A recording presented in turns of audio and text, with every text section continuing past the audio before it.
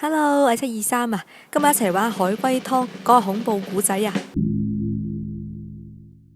呢一期係海龜湯嘅第16期啊，咁上一次咧就估咗啲真人真事啦，咁今次阿朱可以估翻啲係創作性啲嘅故事啦。嚟，我哋嚟一齊睇下723究竟係可以作到啲咩有趣嘅故仔出嚟。我今次專登出難咗，216冇法可以估到嘅。呢期睇得明嘅朋友仔咧，就應該會會心微笑嘅。好，今日馬上開始題目啦。題目係咁樣嘅，小龍就好中意食學校小食部嘅沙律，咁佢就同同學 A 就借錢買沙律啦。過咗幾日之後，同學 A 就退咗學啦。請問究竟發生咗咩事呢？隨便估得噶啦，唔使咁有包袱嘅。小龍係呢個學校嘅一個大佬嚟嘅，係咁佢同同學 A 借咗錢買沙律啦。結果呢，同學 A 揾佢就收數，要喂幾時還錢啊咁樣。但係小龍唔想俾喎，就喺度霸凌同學 A，搞到同學 A 退學。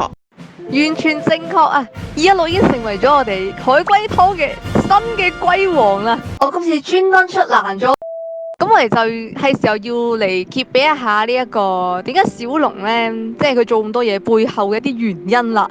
咁啱啱隨便啦呢，就喺我哋嘅群組度提出個建議啊，就係要216諗一諗呢，小龍點解咁中意食沙律啊？同埋小龍點解要借錢食沙律？咁216都可以諗一諗呢一方面嘅一啲原因啦。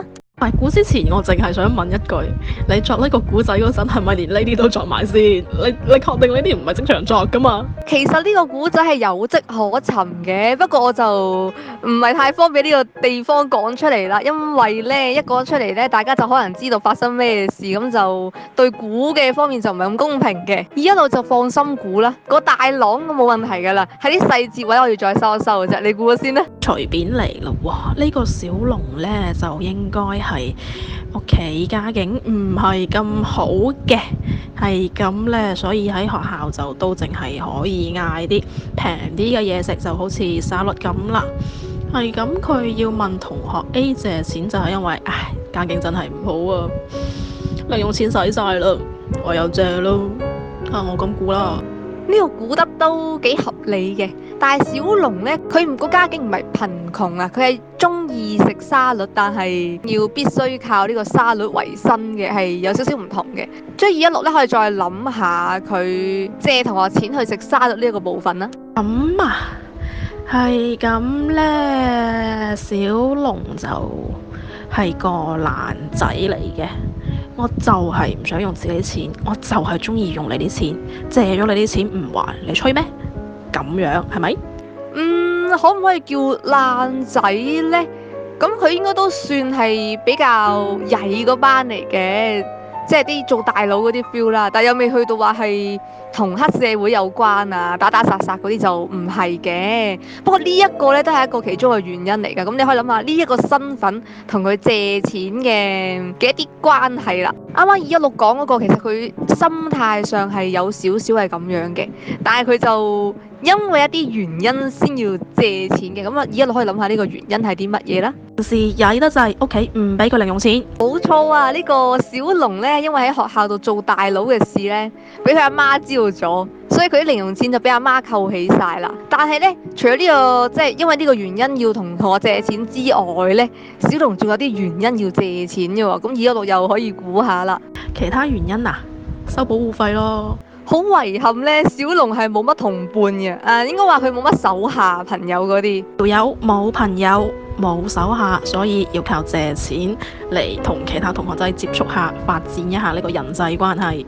咁搞笑！216依家係嗰個小龍同人哋借錢，但係佢拉帳唔還㗎嘛，佢點樣同人發展人際關係啊？係咁，梗係有啲傻仔呢，冇咩 EQ 嘅，覺得我點樣識人呢？我同你平時冇啦冇論喎，咁問你借下錢，你記住係咁，咪識咗你咯。至於還唔還錢，另外一回事嚟嘅。可能真係有啲咁嘅傻仔都唔頂啊！不過小龍呢，就因為有佢自己嘅原因呢，先要借錢嘅。咁216可以估下小龍究竟想做啲乜嘢啊？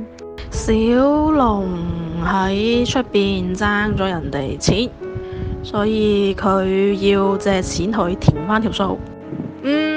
小龍唔喺出面爭錢，你可以諗得浪漫啲。浪漫啲啊，係咁小龍想溝女咯，所以咪借錢買禮物啊呢啲咁嘅咯。冇錯啦，小龍咧就係要因為有心儀嘅女仔啊，想追女仔，所以咧先會向同學借錢嘅。不過啱啱都講到啦，佢係一開始係借錢係食沙律噶嘛，咁嗰啲錢又係點一個方法係轉折到去咗花喺女仔身上呢？女仔減肥想食沙律，所以小龍就買沙律過去食。216太浪漫啦！雖然我啱啱好似叫佢浪漫啲，但係呢個情況就要俾翻少少黑暗啲嘅元素落去，太浪漫啦，不過太 sweet 啦。小龍問個同學借咗好多錢，然之後攞最少嘅錢嚟買沙律食，剩低嘅錢就可以嚟溝女啦。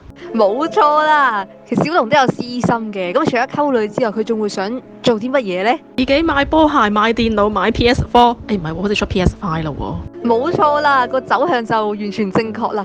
咁而家就可以重組一下個古仔嘅整體嘅樣貌啦。小龍係個衰仔嚟嘅，衰到屋企人唔肯俾零用錢俾佢使，但係咧呢個衰仔呢，又想溝女啦，然之後自己又想買啲亂七八糟嘅嘢啦，係咁冇錢使點算呢？就問同學去借錢啦。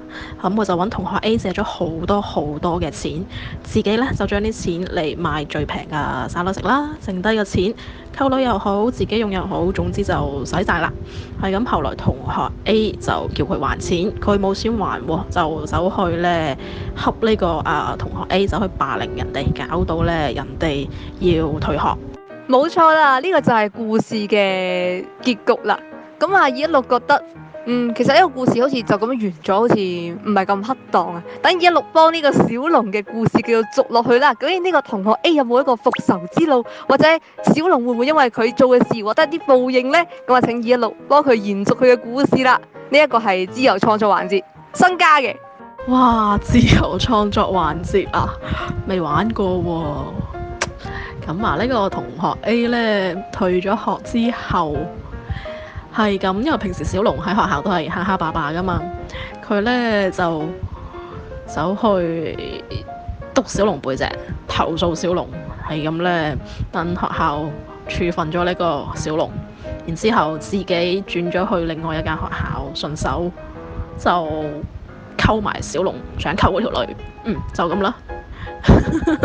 好正啊！216呢個結局。啱啱咧隨便啦講到呢個龍衛兵最後5秒到達戰場啊，我都有同感啊。好啦，其實呢一件事咧就係216係唔知嗰個全貌嘅，所以各位觀眾咧，千祈唔好覺得我哋兩個夾埋一齊啊！呢件事只有我同隨便啦知道，216就好少留意呢一個 YouTube 界嘅事件嘅，咁大家就千祈唔好見怪咁啊！216佢只係隨便，真係隨便估嘅啫啊！有巧合嘅故事咧，純粹呢個真係巧合啊！我而家已經戴晒頭盔啊，希望嗰個留言板會正常啦吓。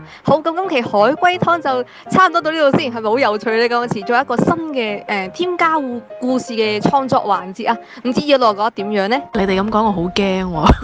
而家只係希望唔好俾人追擊啊，同埋留言板可以非常之和平啊、融洽啊，咁啊最好啦。嗱，各位觀眾，我係真係乜都唔知，平時亦都極少睇 YouTube，所以咧得罪咗邊位大佬見怪莫怪啊，就唔好起我底啊，都唔好做啲咩啊對我，大家手下留情，拜拜。好啦，咁希望我哋之後都可以繼續試探危險嘅邊緣啊，我哋下集再見啦，拜拜。